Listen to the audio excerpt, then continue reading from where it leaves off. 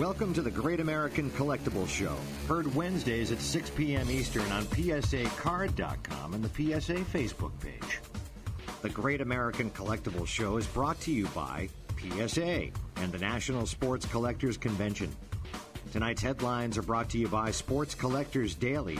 For all of your hobby news, features, and more, visit sportscollectorsdaily.com. And now, your hosts, Tom Zappola and Rico Petroselli.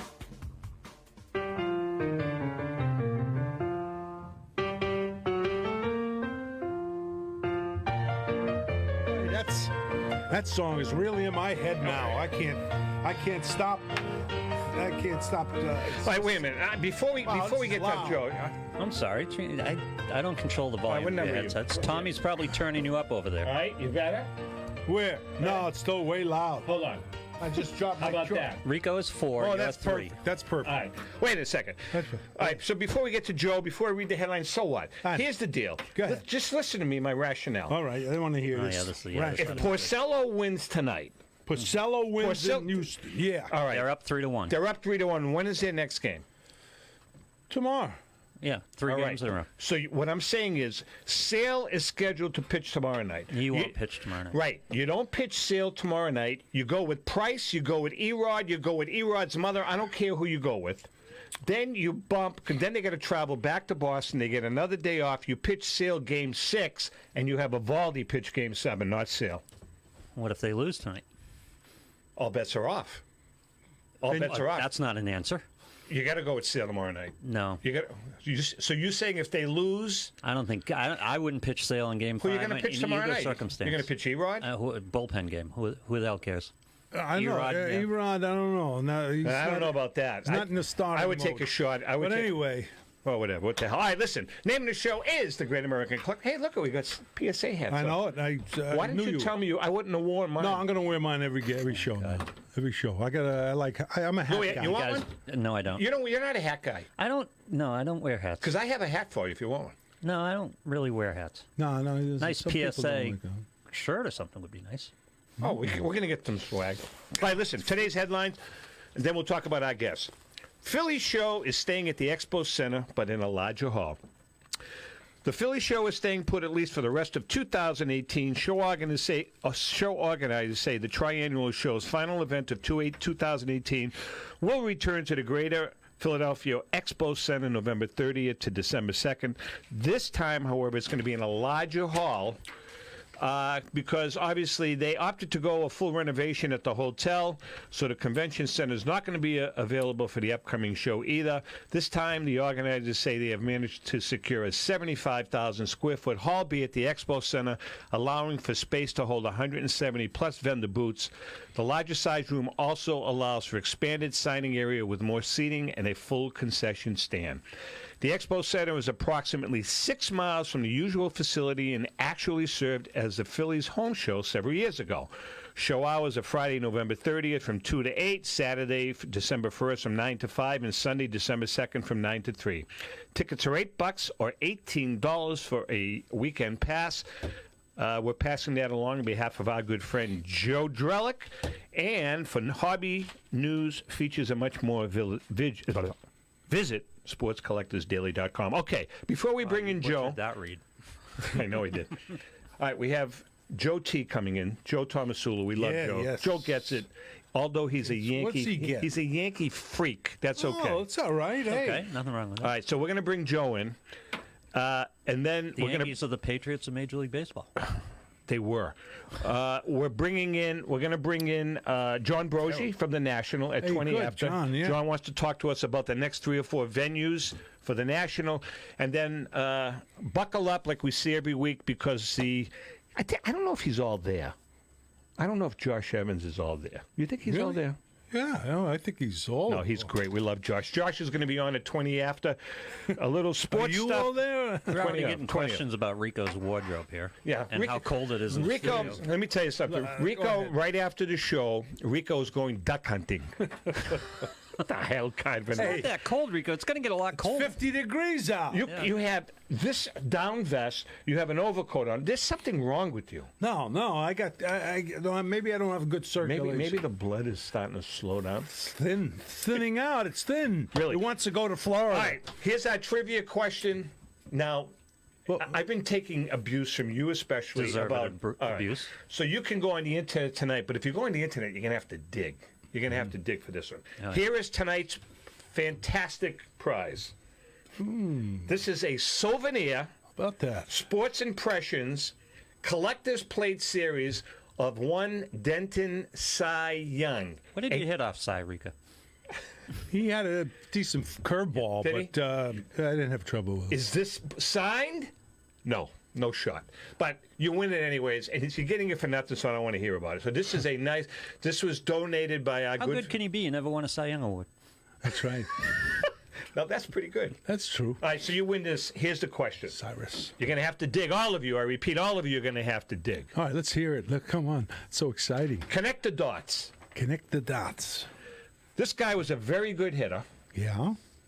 Played for the Red Sox. Okay. He attributed his good hitting to the tutelage ship of Ted Williams. Yeah. After he retired, he owned a gas station and he owned a sporting goods store. And he died playing the passion game of his life, golf. Right after, 2 days after, he had a stroke right on the green. Just described like 75% of the Red Sox. Okay, that's tough. You have to guess who it is. To his hitting? He was a great hitter. He was a very good hitter. He was a good hitter. He was a very good hitter for the Red Sox. Yeah. And you can't guess, so don't try guessing. No, I'm just... Ted Williams was his mentor, and he attributed his good hitting because of Ted. After he retired, he owned a gas station and a sporting goods store, and he died after playing his favorite sport of golf. He was a hell of a golfer, died a couple of days later, had a stroke on the 14th or something. Did he sell windows on the radio? No. And that's John. He's talking about golf. Who liked golf? Talking about Pesky. Yeah, that's not Jimmy Fox, right? We're not. I'm not accepting any answers from you. Pesky sold windows and hung out at the players' entrance. The Every window time boys. I'd go to Fenway, he'd be sitting out there just in a chair talking to people. Him and Sal Bertolami. That's right. The window Did he park cars for the Red Sox? Why was he always hanging out near the? I got to tell you a quick story before we bring Joe in. Johnny Pesky, you know Billy Maloney. Sure. Billy was a dear friend. Billy was he used to do a lot. He was a bullpen catcher, right? He invited Tommy and I. My son was about 8. Invited us out to the ballpark before a game. We went in for BP before the park opened up, and then they sent Tommy out in right field to shag fly balls. He had a ball. Johnny Pesky, for probably 35 minutes, had Tommy sitting in the bleachers, not in the bleachers, in the grandstand, on his lap, just the two of them, just talking about life. Yeah. That was Pesky. That's a great story. I'll be right back. Holy gee. He's unbelievable. He is unbelievable. All right. Let's bring... He's unbelievable. He calls me crazy. Yeah. He's unbelievable. Yeah. All right, what are you doing? I had to get this. You need a pen. But Could have brought you a pen, You made Rico. us sit on the tip of my chair here, waiting for that story. Yeah. That was a great story. Well, it's wonderful. He's making it about Tommy. All right, listen. Let's bring in our guest. Johnny Pesky about Tommy. Joe Tomasulo from Memory Lane Auctions. Joseph, how are you? Joe, thank God you're on with us. Joe, good evening, guys. How are you? All right. All right, Joe, right out of the gate. Whose lap did you sit on when you were at Yankee Stadium when you were a kid? Knowing Joe. What's that, Rico? No, hold on, Joe. Who was your favorite player as a kid growing up? Bill Dickey? Tom Seaver. Tom Seaver. What? Tom Seaver. I was a Met fan growing up, Tom. So wait a second. Yeah. Wait a minute. You went over the Tom other Seaver. side. So here's what happened, guys. I worshiped Seaver. He was my idol, which got me into pitching and being a pitching coach. And when the Mets traded into the Reds in '77, I was really upset. I stayed a Met fan reluctantly. Then when they got him back in '83 and purposely left him unprotected so he would be out of Davy Johnson's hair, Yeah. and the White Sox picked him up, I vowed I would never root for the Mets again. And I said, well, I live in New York, so I'm going to have to root for the evil empire, and I became a Yankee fan. So, I mean, That's what Tommy's going to do when they don't tend to JBJ. Yeah. now listen to me, Joe. Come over Yeah. to the dark side. I'm asking you as a friend. The Yankees suck. Siva pitched for the Sox. We like That's right, yeah. Yeah, he was about 9. He was a hell of a pitcher, boy. Yeah, he was a great pitcher. was. Did you ever face him? Spring training all the time. You did? Sure. Did you ever hit him? No, seriously. Yeah, I got some Rico, hits. you know what? Rico, Hank Aaron said this about Tom Seaver. Tom Seaver's the only pitcher, including Koufax, I ever faced in my career that can throw nothing but 4-seam fastballs for 9 innings and beat you. All right, listen. Because his Right. ball just rode at the hitting zone, and you couldn't get the good, sweet spot of the bat on it.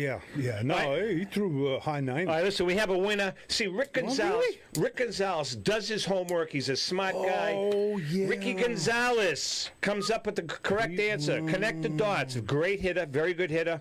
His mentor was Ted yeah. Williams. He owned a gas station and sporting goods station, whatever the hell, store. Right. Died after playing his favorite sport, golf. Who was it? Pete Reynolds. Pete Reynolds. And he Hell was of a my ball- first batting coach. Was he really? Yeah, and he hell was of a ball player. Well, then you get Fascinating as hell. he went to. Oh, he was a good ball player. Yeah, that's right up there, too. You do realize that. Wait a minute. That's right up there, too. It was He my was- first bet. Who gives a damn? Wait a minute. Something else. I forgot. He was Go a ahead. singles hitter. No, yeah, but he sprayed the ball around. But he was a good hitter. But Did he take Tommy for ice cream or something? What happened? Wasn't he on the Colt 45s the first year? Yes, he was. Right? Yes, he played for That's Houston. right. That's it. I'm done. Wait a second. Wasn't he runner-up for MVP one year? I can't remember. That I who. don't think so. I know he beat Ted out one time, and Ted wouldn't talk to him the next year, and then Ted beat him out. Ted Williams talked to him? Ted wouldn't Talk to him. because he beat... No, I'm exaggerating. All right, I'm saying he was mad. Oh. He was very angry that Pete beat him out, and well, you know how Ted was. I mean, and then he came back and beat him out. Well, congratulations, Ricky Gonzalez. Yeah, nice Message going, me man. I like that. your address, all that good stuff, and we'll get this Cy Young plate. Here's what you win, baby. Now, listen, That's if you, nice. if you That's want me to nice. forge Cy's name, let me know. Is that Cy Young? Who's it looking? Kind of looks like Curly Howard. Curly Howard, yeah, three A little bit. Yeah. All right, congratulations, Rick. Yeah. He's such a train wreck. Message us. All right, let's get to our pal Joe. Joe. Yeah. First of all, you're going to be here in Wilmington, correct? Yes, November 2nd, 3rd, and 4th. Are you going to meet us? You're going to meet us the day before for a little lunch? No. No, you're out. You're out. He's gonna try to. No, I won't be up that early. That's smart. That's Wait a smart. second. Good for When are you you. coming in? On Wednesday or Thursday? Or when are you coming in? Late Thursday afternoon. Late Thursday afternoon. All right, you're out. Yes. You're out. Forget it. You're out. All right, so let's. out. You're out. But listen, we got some. You get some great stuff coming up. You got a fall auction coming up. Let's talk to us about the fall auction and some of the great things that Memory Lane's going to be doing. Yeah, so the auction starts a few days before Thanksgiving, beginning of the week. It'll end December 15th, which is a Saturday night. And our headliner is we have a T206 Harness Wagner card. Now go ahead. It's graded authentic, Tom. Yeah. You know, it has been restored. Yeah. Had some borders added to it, paper loss restored, you know, et cetera, but it is what it is. It's a beautiful-looking Wagner, and we're excited about it. So even a card like that, I mean, in the condition it's in, you're talking $200,000-300,000, right? At least, yeah. Yeah. I'm thinking anywhere from $250 to $350. Now, Joe, when you say it's been restored a little bit, that kind of it piques my interest. In your estimation, how long ago was it restored, number one? And number two, why would somebody attempt to restore a card like that? If they know Because anything about the card. It's very, very simple, Tom. The card had no left and right and top borders. It was literally borderless except for his name on the bottom. Okay, so let me ask you this question. If, assuming, all right, the name is there, assuming that it was left as is with no borders, is the card worth more with borders added, or would it have been worth more without the borders added? Because it'd be So unique. basically now, your question is basically saying, does eye appeal prevail over an original copy? And in this case, I think it's a coin toss, guys. Really? I think it could literally fall on either side of the fence. Okay. That's I buy that. What else you got besides the Wagner? I love the Wagner card. Before I die, Rico, I'm gonna own a Wagner card. Yeah, once you Frank Wagner. Frank, oh, yeah. Frank. We got a very rare pre-1930 Lou Gehrig signed baseball card. 1928 exhibit card with a PSA Mint 9 signature. Wow. We got one of the most incredible sets in the industry. It's the number 1962 top set, master set, 613 cards. It's the 62 has the wood grain borders. Yeah, I know. Yeah. Which were ultra sensitive. So this set has a 9.6 PSA set rating. There's 480 Mint 9 cards out of the 613 cards, which is just an extraordinary statistic. Joe, in that collection, I don't even know when I picked them up or how long ago. I probably have about 150 of those that I've never had graded. Is it worth getting those graded? If they're going to be ex-mint, near mint, or better. I wouldn't be grading, unless you got a Mantle, a Mays, a Koufax, and Aaron. I don't think a lot of people push to grade like mid-grade 60s, 70s cards. Gotcha. You want them to be more elite type cards, near mint or better. We're chatting with Joe Tomasulo, the guru, the marketing guy, the writer. They do a little of everything for JP and the gang at Memory Lane. How's JP doing, by the way? JP's doing very well, and he's very busy because we're getting ready for this auction. And actually, Tom, you guys are big Red Sox fans. We have an incredible rookie-era Babe Ruth photo. Really? Where the image is from 1915 with him sitting in the dugout. Nice. With a beer and hot dog? Probably. Yeah. Probably. No drinking food, Rico. Oh, okay. Let's talk about again. This is the stuff that I kind of enjoy talking about. Did you say? I thought you said to me on the phone that you guys found, or you have another Tim Keefe signed letter. Yes, and not another letter, another Tim Keefe item, Tom. We had 5 Tim Keefe signed items, but they were signed invoices, just with his name. Right. This is an actual full-page letter, and written entirely in Keefe's hand. Our Players League consignor was doing a late spring cleanup, and he found another container in his attic with some more Players League stuff. So we have another 8-9 lots in this auction, including the Keefe letter. And Keefe was on the board of directors for the New York Limited Club. Yep. And he talks about in the letter utilizing union-related beer, yep, alcoholic beverages, and employees for any bars, on the premises. For those viewers and listeners who are wondering who Tim Keefe is, that's a real throwback player. Tim Keefe played in the late 1800s, but when we wrote the book, The 100 Greatest Baseball Autographs, Tim Keefe is in there because it is one of the, at the time, it was one of the rarest signatures that could be found. And you guys have uncovered now how many, Joe? 5, 6? So 4 separate signed invoices. Keith signed stock page with Buck Ewing. Yeah. Makes 5, and now the letter is 6. What about Larry Doby? I see his name too here. That you're gonna. What do you have with him? Overrated.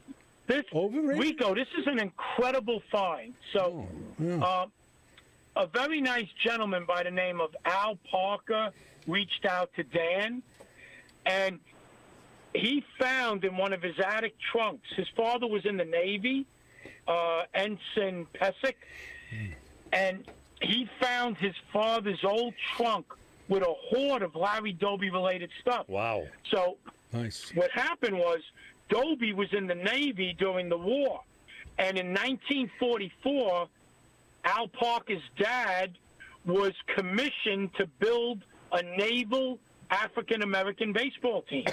And Larry Doby was the middle infielder star of the team. Wow. And we got we got a baseball signed by Doby, pre-MLB, a photo pre-MLB. They're so rare, PSA can't even insert them because there's no exemplars. They don't exist. Rico, who was the first black player that you played with in the Red Sox? Or were there several at once? Well, I was there, and when Pumpsy Green was there. Oh, you were? When I came up. He was at the end of his career? Yeah, towards the end of his career. Because Pumpsy was the first black player at the Red Sox side. Right. How about, who else was on? 63, So in 65 was your rookie year, right? Yes.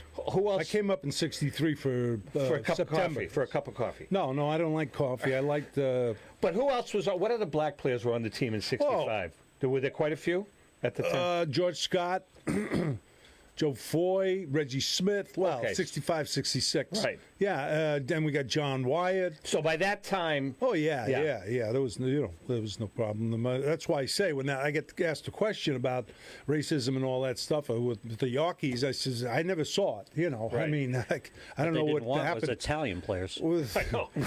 That's a whole other story. Yeah, no, because we only saw Mr. Yawkey during our years. So anyway, but Larry Doby, I saw him as a kid playing against the Yankees from Brooklyn originally, and he was a hell of a player. Oh, I'm sure he was. Oh man, he could play. Hey, Joe, we have a question from Bo, one of our viewers. He's wondering, should he sell a complete 1965 Topps Baseball PSA average grade 7? Looking to sell it. He's going to be at the Wilmington show. You recommend that he bring in something like that? A 65 Topps GPA of 7. Is it got some value to it? That's a great set. Steve Carlton rookie, Joe Morgan rookie in that set, big-time Mantle card. Tell him to come over to Memory Lane stand. Yeah, I mean, Bo, go see. Ask for Joe. You can't tell who it was. Bo won't say who it was. Bo, bring it over to Joe. Will be at the Memory Lane exhibit, the booth, and go see him. So that's a good idea. No, that's good. All right, listen, we're going to take a break. Joe Tomasulo, renowned pitching coach. Yeah. Huh? How's that, Joe? Is in the house. When we come back, we're going to talk to just for a few minutes with our good friend John Broggi, the president of the National. Then we're going to come back to Joe. Rico is going to go a little duck hunting, going hunting. I'm going to go outside now. Kill a couple of ducks. I'll take moose. Hey, whatever bear you too. So. All right, we'll be right back. Okay. Since 1996, Brian Drent and the staff at Denver's Mile High Card Company have led the charge in the collectibles hobby. Mile High is a full-service dealer specializing in buying and selling cards and offers a competitive consignment program for all collectors. Whether it be their computerized want list service, appraisals, or auction services, Mile High has it all. If you've been searching for a company with a selection of high-grade vintage 1888 to 1970 baseball cards and memorabilia that shares your passion, aim high, Mile High. Go to milehighcardco.com or call 303-840-2784 for more information. How would you like to own the bat that was used by your favorite player when he hit that towering home run or game-winning base hit? Now look no further than JT Sports, specializing in the sale and authentication of professional game-used bats. As the official authenticators of professional model game-used bats for PSA DNA, JT Sports will guarantee the authenticity of any bat purchased from them. JT Sports also buys and sells game-worn uniforms, gloves, and baseball equipment. The unique quality of the collectible is what JT Sports is all about. Give them a call at 609-480 487-8003 or check them out at GameUseBats.com. This is Brian Drent, president of Mile High Card Company. Is your sports card and memorabilia collection properly insured? For easily replaced personal property, homeowners insurance is all most people need. But for prized possessions that you may have spent a lifetime collecting, it doesn't go nearly far enough. Collectibles Insurance Services has been insuring for over 50 years. They offer a full range of protection and a $0 deductible at an affordable rate with no appraisals required. I know because they insure my collection. If you have a minute, go to collectinsure.com and learn more about insuring your personal card or memorabilia collection. When it comes to meeting a budget, Pristine Auction has something for everyone. Jared and his staff at Pristine offer several auction formats, all the way down to a daily auction. Each auction ends nightly with hundreds of lots, and by the way, all daily auctions are offered with no reserve prices. Whether it's cards, signed jerseys, sports, or non-sports memorabilia, Pristine has it all. Pristine Auction is also proud to partner with Hope Sports in Mexico. Our mission is to help those in need. That's Pristine Auction, Pristine. Simply go to pristineauction.com and begin bidding. And don't forget, mention the guys from the Great American Collectibles Show. That's Pristine Auction, meeting your collectible needs.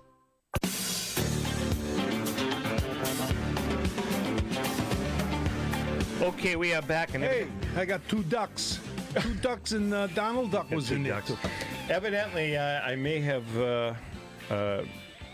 given Lou the wrong number for John Broggi. I thought I wrote it down correctly. So, Well, John, things like that. John, if you're listening, Call in. give us a call at 978-659-0072, 978-659-0072. I forgot it already. Are you sure, Louis? I gave you that. That's the wrong number? You want to hear it? No. You want to hear the error message? I do not. I do not. I just found another number. It's an answering machine, and Well, you didn't pick up. Did you leave a message? No. Well, why don't Because you told him to call me, so I wanted to get off the phone so he could call me. 978-659-0072. Why don't you call him and leave a message? Do your due diligence. That's the way we do it. Because you handed out the phone number, and I didn't want him to call and find the line was busy. All right, that's a good point. Yeah. That's a good point. All right, do we have any eBay music? Yeah, Okay, Rico, what do you say? because I'm not doing anything. Gotta wait for the music. There we go. How about a little eBay? Is that it? That's it. Okay, folks. There's a once shotgun ringing in your ears? What's going on? Exactly. Once again, just a great company, as you know. And if you're looking for autograph... Hold on. You're not freaking Walter Cronkite. Just read the damn... If you're looking for autograph memorabilia, hard to find collectibles of your favorite team, jump on eBay right after this show. You could do it now, not after we do the ad. Here are a couple examples right now. Great stuff being offered on eBay. You know, I forgot. What? I forgot the part about... never mind. Go ahead. Oh, you mean... My joke part. I forgot the bad joke. Oh, jeez. Okay, here are a couple examples right now. Great stuff being offered on eBay. How about a 1952 Andy Pafko #1 Topps baseball card for $282. I'm going to say, as a kid, I used to get Andy Pafko all the time. And you know why that card's worth so much money? No. Because it was card #1, and they're very hard to find in really good condition because kids used to put the elastic bands around them and trash the card. Go ahead, continue. Do it too. This one here, if you don't get on the phone now, get this. A Tony Gwynn signed ball PSA DNA authenticated for $44. $44. One of the great hitters of all time. Here's one, Louis. All right. A Rico Petrocelli 1968 PSA Topps card, $65.50. Not bad. Gee. And of course, as we say every week, if you're on a budget, if you live in a tent, you live in San Francisco, you're on a bridge, under a bridge, on a beach, you can purchase a 1952 Eddie Stanky PSA 8 $2.99. No kidding. Yep. Eddie Stanky, manager, player. Eddie Stinky. You know, there are thousands of items to bid on eBay. You know that. eBay has 162 billion users and 250 million people per day go to the site. Remember, if you want the very best in sports collectibles, you can find it on eBay. All right, let's get back to our friend Joe. Who's Tony Petrocelli? Do we know him? My nephew. Tony, baby. How are you, buddy? Where's he live? Tonton. Where's he live? Jersey. I don't have Joe. Do you want me to call Joe back? Or do you want to leave the line open for No, John? you got to call Joe back. No. What the hell is wrong with you? You got to call Joe back. Because you told John to call, Yeah, so I got to leave the line open. forget it. So Call Joe. you told me to call him back and leave a message He's so out. he could call back, so I have to leave the line open so he can call back. Nah, get Joe. I like Joe. He'll do it. We'll make it up to Mr. We got Broggi. Tom, though. I mean, Tom. I called Tomasulo Tom. Listen, I do have a question for you. Did you really have a Mantle rookie card? God's honest truth. I had a beautiful Mantle rookie card, and you know, I didn't know if it was centered and all that stuff. All I know is he was my hero as a kid, and I got it. And we didn't. We started flipping. Guys wanted to give me 50, 60 cards for his card, and see, that's what we used to do. We used to trade all the time. Yeah, I was a good. We used to call it. You know, they flip cards. We used to call it scalers. I used to scale. To scale. He was a good trader. He'd trade JBJ cards for Mickey Mantle cards. Mickey Mantle cards for Hey, JBJ Joe, cards. the T206 Hall of Famers, are they going up in price? Soaring, Rico. Really? And Rico, I'm such a price whiz with this stuff. I always know pricing and where cards are at. It's gotten to the point I have to look up pricing every week because I can't keep up with it. Really? Huh? I mean, so mid-grade carbs a couple of years ago that were worth like $3,500, $3,000. They're worth $600 to $7,500 now. So you're talking about? I mean, that's great. So you're talking about a carb graded 3, 4 in that area? Yeah, so a nice-looking carb graded a 3, say a bat on shoulder. Yeah. If that's going to cost you $3,000 to $3,500 now, and 3 years ago you could get them for $1,100. What about a carb PSA 3 with a green background? The one you have? If it's nicely scented and it's a nice-looking card, $8,000. Nice. I got 2. You know, that's great. I love to hear that. Tom does too, because you know we've the last couple of years we've been on. Absolutely. We want to see the industry grow. We want to see people, you know, and see their investment, so to speak, you know, grow. As and it excites. It's got to excite you. I know you like to get, you know, the players you like, people who collect, but also seeing them go up, seeing a lot of action at the auctions and stuff like that. That's great. It's good news. Joe, what about Ruth and Carb are just, again, I can't even keep track of them. Yeah. Joe, let's talk about, I mean, it seems as though the T206 set, I call it the set of the first half of the 20th century. Is it now the Topps 1952 Topps set kind of replacing the T206 collection or set as the real go-to set now for the younger generation? And by younger generation, I'm talking about hobbyists in the 30s, 40s, and even 50s. Well, I think younger generation are getting into tobacco cards, Tom. Yeah. I see them at shows. You know, all these, these IT guys and, late 20s, early 30s, they're building T206 sets too. But, I mean, I think closer to them are post-war sets, closer to their hearts, like maybe 52 tops. Right. 56 tops, 60, 70 sets. So that would be a good investment, though, right? Because you can pick up.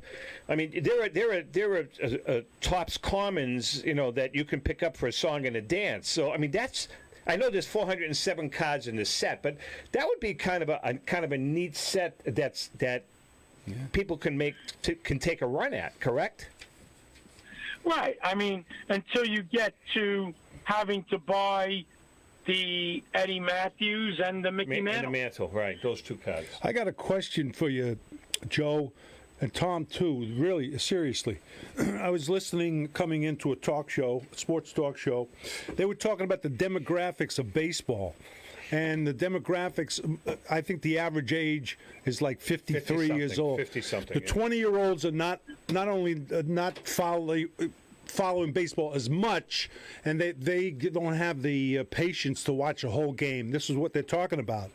And they're not listening even to the sports talk shows.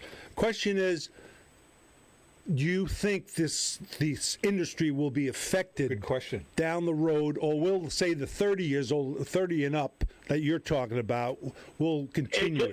It's a great question, Rico. I thought so. I think there's a definitive answer to that. Good. Unfortunately, it's not from a collecting perspective. Okay. So, Rico, when me, you, and Tom grew up, and, we couldn't wait to get to a candy store, local store, buy baseball cards, flip them, trade them, preserve our heroes, right? Yeah, yeah. But now, we don't have to worry about the industry. It's just that the intent is not as much as passion as collecting, but it's the passion of investing and making money. Yeah. So basically That's why your demographic information on baseball is misled, because you're using old metrics to figure this out. There are a ton of guys playing DFS who are into baseball. Just because people don't watch games specifically or watch that's not the way we consume baseball anymore. So the paradigm is shifting. They're playing the fantasy ball. Right. That's But true. you're working That's on true. TV ratings, and nobody sits down and watches 4 hours of anything. I know. I do. Yeah, well, it's your old world. This is not the way this works anymore. I couldn't make the Milwaukee game last night. I went to the 11th inning. I said, "Jeez." Look at the NFL. It's red zone. Nobody's watching games. They're watching red zone. Too. But you're saying, Lou, correct me if I'm wrong, but you're saying, though, that the foundation has to stay in order for them to play fantasy baseball and do all this other What stuff. foundation? The sport itself. Well, the sport's not going anywhere. They're making billions of dollars. Right. Yeah, because people are Exactly. they're competitive. There's something about this guy. I played it once. I tell you, it's unbelievable. Played what? Played the fantasy Yeah, I'm not a baseball. fantasy No, guy. I didn't finish because it was too much. And by the way, I'm going to throw a little plug There for will our be viewers. tens of thousands of people I know. playing fantasy sports I know, tonight, yeah. and it's all lower demographic, and that's the way the Okay. game's being consumed. And by the way, if you guys are That's fantasy good, players, good point. go on to Lou's. Lou is one of the foremost, and we never talk about it, but I'm going to throw him a little bone here. Oh, you should. Fantastics. Go on the Fantastics website. Lou is one of the key primary writers. Lou has his own serious radio show, all fantasy baseball stuff, and football, and hockey, and ping I'm the pong, and senior whatever the hell. baseball analyst. Right. Yeah, That's what it says on my card. yeah. You need a senior Tom. analyst. Yes. Tom, I'd just like to throw in two. Go. And, the concern is, we're talking about, the 20, 30-year-old's going to get into T206s. Yeah. Even if they don't, this new shiny stuff, the jersey cards, the Mike Trout signed cards, we got a Mike Trout card that's going to be up front in our auction. I forget, it's some type of Bowman refractor card, whatever, signed by Trout. The companies make them limited editions, 1 of 2s, 1 of 5s. Card's going to go for 6 figures. Well, see, that's my point, Joe. Which is good. Did the card companies learn from their mistakes in the 80s and 90s? So, in other words, instead of producing 20 million cards, no problem doing that, as long as of the 20 million, 19,500,000 of them are commons, and then you limit the players, the production of the players that are the superstars. Why wouldn't they do that? Well, they're doing specialty, Tom. There's millions of Trout basic cards, but they're issuing specialty cards of Trout. A Goodwin auction sold an Ohtani 1 of 1. And what has Ohtani done other than nurse Tommy John surgery? He's done nothing. The card sold for $184,000. Wow. You could buy a nice-looking Babe Ruth rookie card for that kind of money.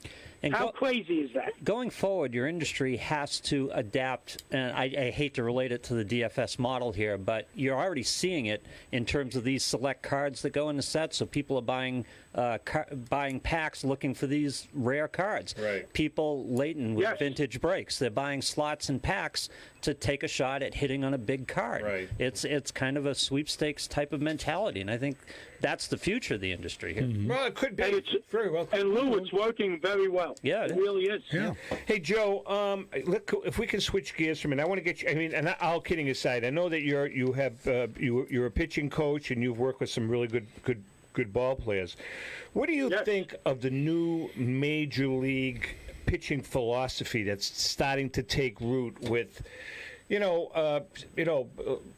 starters only going 4 innings, 4.5 innings, 5 innings. Starting a reliever like they did in Milwaukee. Starting a reliever as an opener. They're using the term opener to pitch the first inning or two, then bring in a starter. What is your feeling about all that? Okay, first of all, it totally screws up history. I mean, just from a statistical perspective, I know we've spoken about stats before and how do we measure 1920 performance versus 2018. But, I mean, with regard to pure pitching statistics, wins, innings pitched, complete games, it's over. Yeah, but take that and put it aside. We're talking apples and oranges. Now, from a baseball perspective, as a pitching coach, I don't like it because here's the risk. So if you're the Tampa Bay Devil Rays, and I know it worked a lot for them this year, sometimes it didn't.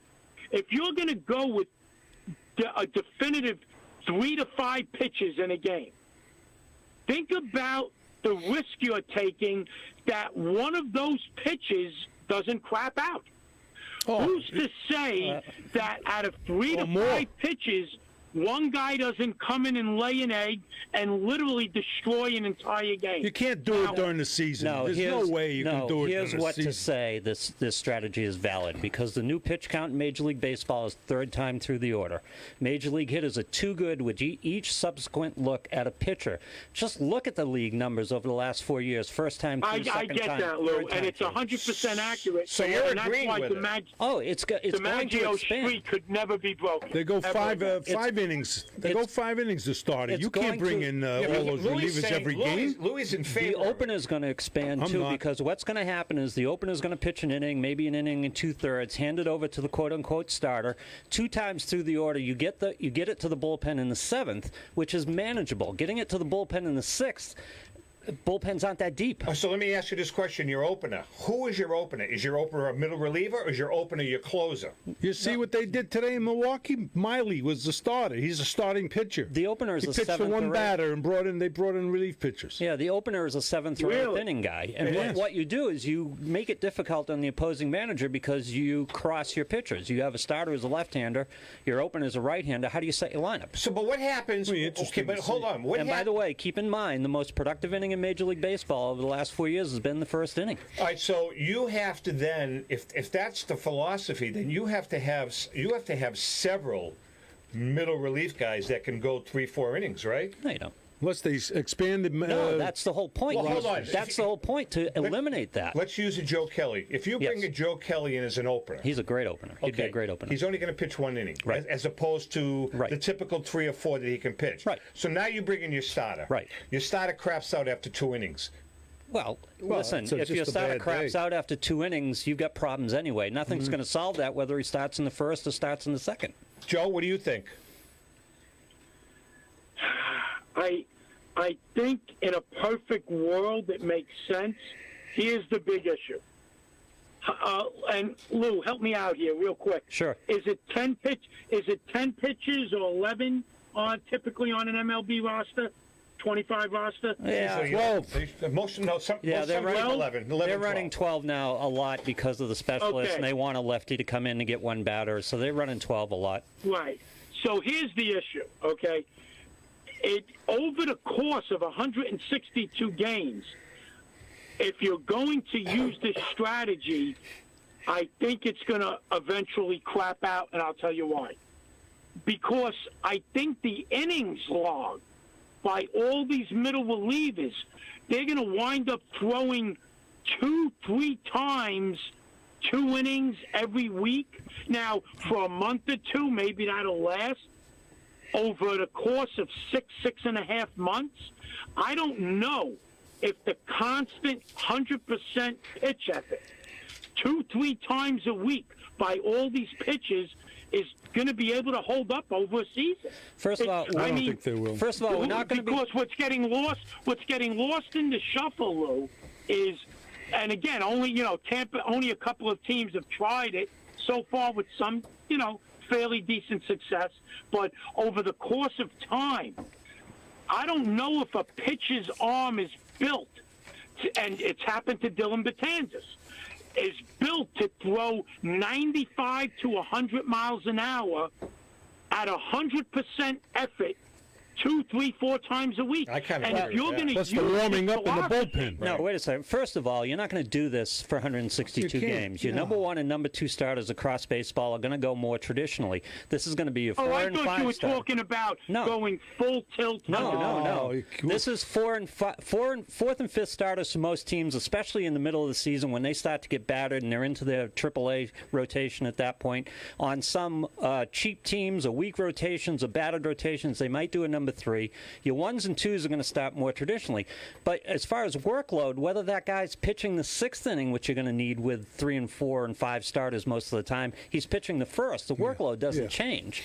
It's just a matter of setting up your bullpen to cover the 7th, 8th, and 9th, which is a lot easier than covering the 6th, 7th, 8th, and 9th. Well, I brought up workload assuming that John Doe is going to be popping out of the bullpen 3-4 times a week instead of twice a week. That's impossible. You'll kill him. We're just talking the 4th and 5th starter and some teams the 3rd starter. I got a think you'll see question. more and more. Quick one.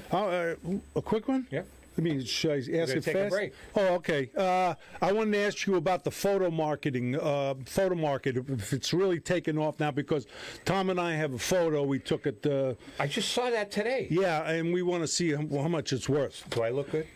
Yeah, you do. That's why I say we might this get is a photo, Rico, of you and Tom? Me and Tom together at the National... Is it going to be worth any money, Joe? PSA. We're PSA with the bat. I don't know if that's going to sustain its value. Our wives might buy it. All right, listen, Joe, we're going to let you go. I know you're pressed for it. But listen, so when is the auction? The auction starts early Thanksgiving week. Okay. Memory Lane is... Maybe November 21st. All right, Memory Lane will be at the Wilmington show. If you have some great stuff, bring it in. Go see Joe Tomasulo at the Memory Lane booth, and Joe will he'll authenticate. No, he'll price your stuff up for you. Tell you what it's worth.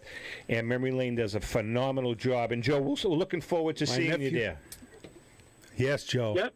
Tom, what day are you coming into the... We're going to be there on Saturday with a film crew, by the way, Joe. We're going to come into your little booth, and we're going to do a little video. We're going to make the round. He's good. He's good. Oh. He's a good... I have to show... Tom, I'll have to show you the signed Ruth Red Sox. Bring it. Ooh, all right, nice. Joseph. All right, take Joe. care, buddy. Take care. Joe Tomasulo. Okay. Take care, guys. We're going to take a quick break. We come back.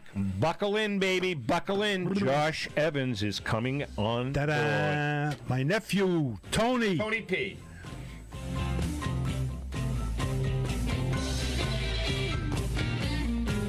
If you're a collector and want the best return when you sell your cards, look no further than Small Traditions.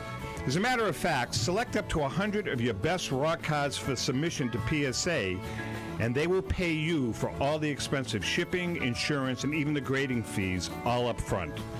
Their expert staff will screen and prepare your cards for grading and will auction your graded cards at a 0% seller's rate, subtracting only your grading fees after your successful sales. Grading may be foreign or intimidating for some, but at Small Traditions, they do the legwork. Contact the good folks at smalltraditions.com or call them at 303-832-1975. If you're looking to maximize the value of your collection, remember, Small Traditions equals big results. Mint State is a PSA authorized dealer specializing in high-grade vintage sports and non-sports cards. Established in 2002, we utilize an extensive network of sellers, collectors, and other dealers for the millions of dollars in collectibles we sell every year. Mint State has handled some of the finest collections ever assembled, including the famous Lucky 7 find, and offers sellers attractive consignment packages in addition to outright purchases. For more information, please visit mintstateinc.com. Contact Rick Snyder at mintstate@msn.com or by dialing 630-365-9790. Happy hunting! Since 2008, PWCC has tracked card collecting data and proven that investment caliber cards are the way of the collecting future. If you click on pwccmarketplace.com, you'll have all the information needed to make wise decisions. PWCC's comprehensive tracking and sales metrics demonstrate that trading cards have outperformed the S&P 500 by more than 200% with a return on investment of 153%. PWCC believes that trust is the bedrock of the trading card marketplace, and they will handle every trade with the highest level of integrity and care. Create an account to join their mailing list and gain full access to PWCC's suite of investor tools, including the PWCC indices and auction history sales database. It's all about the analytics, and you'll have them at your fingertips. Learn more by going to their new website, pwccmarketplace.com. Whether you are buying or selling, you'll now have all the tools that you'll need to make that educated decision. That's pwccmarketplace.com, providing analytics that investors can depend on.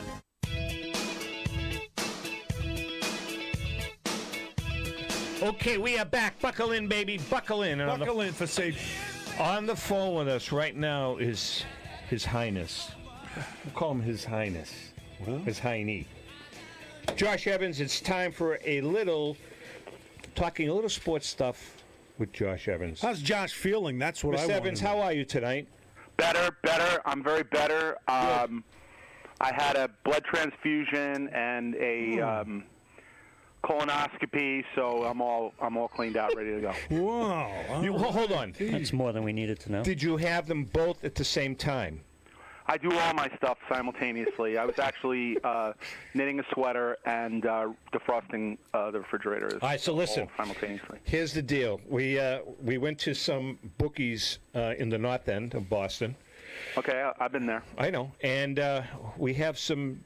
There's going to be some VIG action coming down, so you have to decide what you want to do. Okay. A steel cage match with Derek Grady, 20-1 in his favor. He kicks your ass.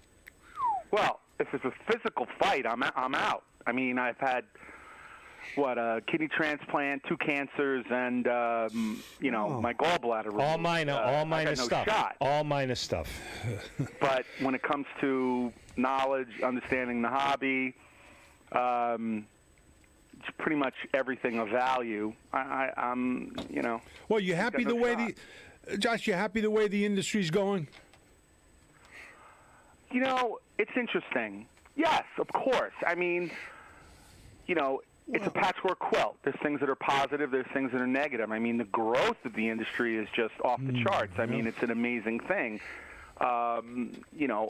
People are making a lot of money. There's new people coming in every day.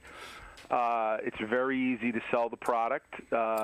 We don't find it that hard to find the product because, we've been around forever and, people know us and they know we're going to be around forever or at least a very, very long time.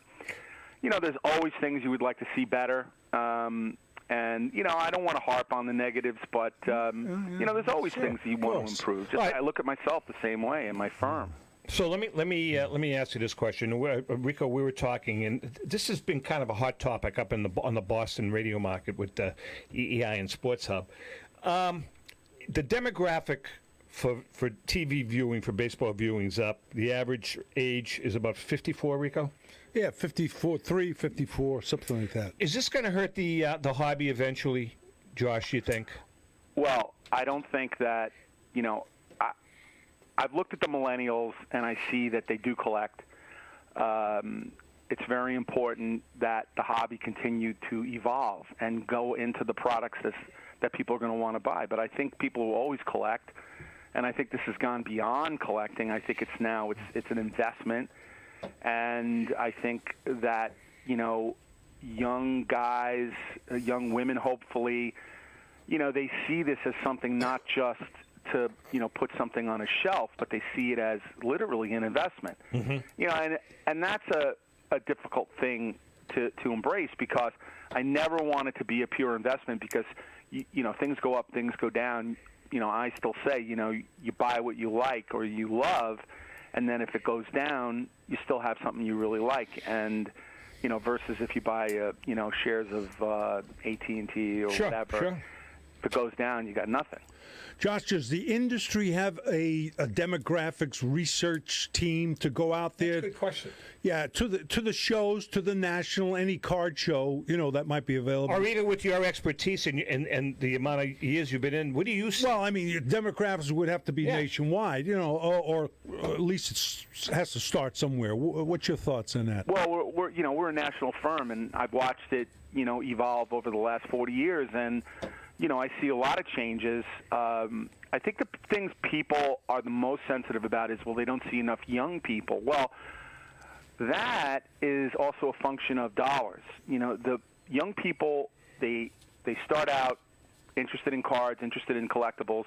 They buy stuff, and then they kind of go off and live their lives. And when you get older, that's more the time when you come back into it, and there's a nostalgia element, wanting to find that naive feeling that you had when you first saw Bryce Harper or Babe Ruth hit a home run. So that will all happen. I have great faith in this industry. Yeah. We are chatting with Josh Leland Evans. I love that name, Leland. Thank you. Say sounds like a a great manager, Jim Leland. Good point. That's right. I never thought of that. Josh, have you ever been burned on an item? Oh, I thought you meant fire burned. Yeah, you get burned all the time. The question is, what kind of burn is it? I lost money. Someone was asking me the worst thing I ever bought. I bought this. I bought this painting, this advertisement, and I got excited because the friend of mine, his grandfather painted it, and I think I paid like $5,000, something crazy, and I think I'm having trouble selling it for like a few hundred. I'm serious. But sounds like a Rico Petrocelli used bat. No, Rico's bats are good. What are you talking about? I actually saw a this is my partner and got all that friend. cork in it. I saw a piece today that Rico was in. I was really shocked. I bought this Bobby Orr, kind of like this presentation photo album that was given to him from a Jimmy Fund dinner. I think it was called Bobby Orr night or something like that. Yeah. And it was all photographs of all the people that were there, and Hawk Harrelson was there. And I was flipping the pages, and it was amazing. Rico was in it, and I was like, wow, I know that guy. Well, listen, I'm going to talk to him tonight. On March 6th, by the way, and I think I've already mentioned this to you, I am going, Rico and I are going to put the arm on you for one piece of memorabilia. It doesn't have to be a Babe Ruth card, because we're going to be doing. The ball will be good. And by the way, as time goes on, I want everybody to, we're going to let everybody know, because we are going to really beat on this thing. On March 6th, we are doing a fundraiser, a 2-hour special show from Boston on the Beach in Delray, Florida. All proceeds, every single dime raised is going to go to the Jimmy Fund. And for those viewers across the country, that's part of the Dana-Farber Cancer Institute, and that is the Cancer Clinic for Children. Rico, it's very dear to me. I worked for them for 3 years. Rico worked for them. My daughter, my oldest daughter, was a patient there for 2 years. That's right. And it means a great deal to both of us. And our goal is to raise $50,000 in 2 hours, and I feel we can do it. I really do. Honestly. Well, I think it's I'm a 2-time cancer survivor, and obviously it's something that's near and dear to my heart. And the Red Sox are my second favorite team, and excuse me. I love I love the Boston area. I went to school there, and I'd be happy to give you something that's we I think appreciate will do really well. Why don't you come down? Something related or Yaz or Rico related. If I had a Rico item, I'd why don't you seriously? With the dough private you jet. have, fly down, private jet. No, I think he does. Come down with us. We'll have a blast. Where is this going to be? It's going to be in Delray Beach on March 6th. It's at Boston's on the Beach. Boston's on the Beach is the largest Boston-based sports bar restaurant in Florida. Holds about 600 people. Oceanfront, beautiful, beautiful. My venue. anniversary too. Don't tell anybody. Well, Rico, I think you let the cat out of the bag by putting it on the radio. But when I get on, there's only about 8 people listening. So that's not true. We can celebrate a World Series win and a Super Bowl win. Yeah, do it all that. That'd be great. Don't get too excited. Hey, Josh, before we let you go, one other question. I know you don't like talking about Lelands, but let's talk about Lelands. You had a great, just finished up another great auction. When's your next auction coming up? We got a big one coming, that is our big auction. And, we're going to have some, really high-end stuff. $50,000, $100,000, $200,000 items, and we're also going to have good $1,000 items. But people out there, the best thing to do is just to find out what your stuff is worth. So write into the show and ask me a question. I'm happy to answer it. Yeah. No charge, of course. And I'll tell you what you have. I'll tell you what it's worth. That'd be great. I'll tell you if it's real or not. That would be great. And you have to pay a lot of money for that. And we do that in house. So if you want to know if your stuff is real, send us a send us a photo, a scan, whatever.